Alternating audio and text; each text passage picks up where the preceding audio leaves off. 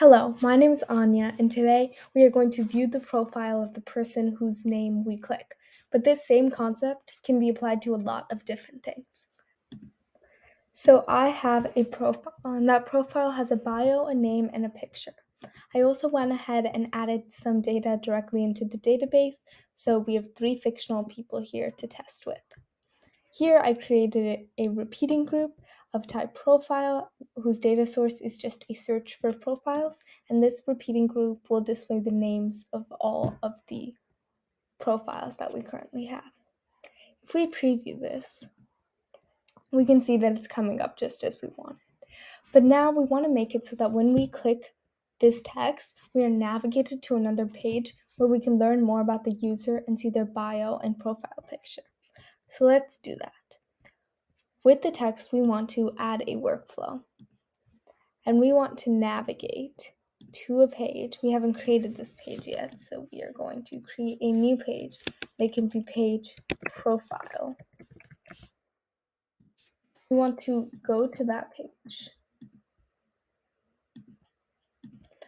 and we want to send the current sales profile. And right now, since we just created this page, it doesn't have a content type, but we are going to change the content type to profile. So now we are sending this current page's profile. But what does that mean? So if we look at that page profile, we can see that the type of content is profile. So this page is actually storing the profile that we send it. Because it is doing that, we can draw in elements from the profile that it's storing. We can make this dynamic and make it show the current page profile's name.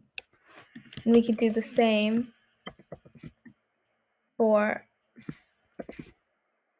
a bio, perhaps. And the same for a profile picture.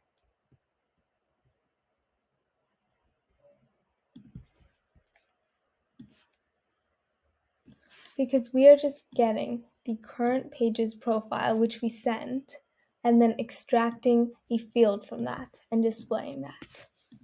So now if we go back to our page and preview this,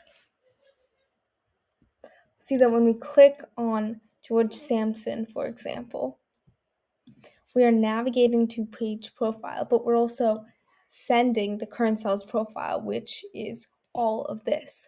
So when we actually go to that page, we can see the profile picture and the bio. It's all set up like so.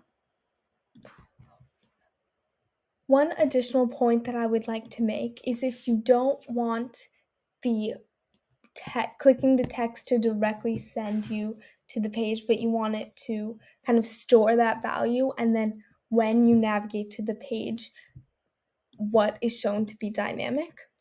That can also be done in a very similar way. Instead of navigating to the page when we do this, we are going to create a custom state on this page, which is just going to be current profile. This will be of type profile, and it will just store the profile that they're on. It's kind of like a variable, except it lives on the page. So we can alter this workflow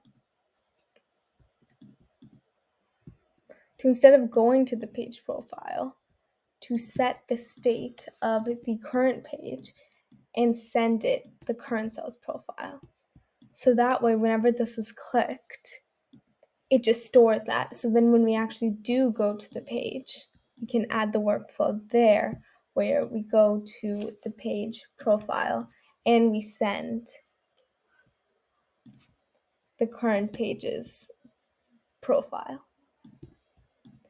Just for ease, I'm going to make it so that when the page's current profile is current sales profile, this text is somehow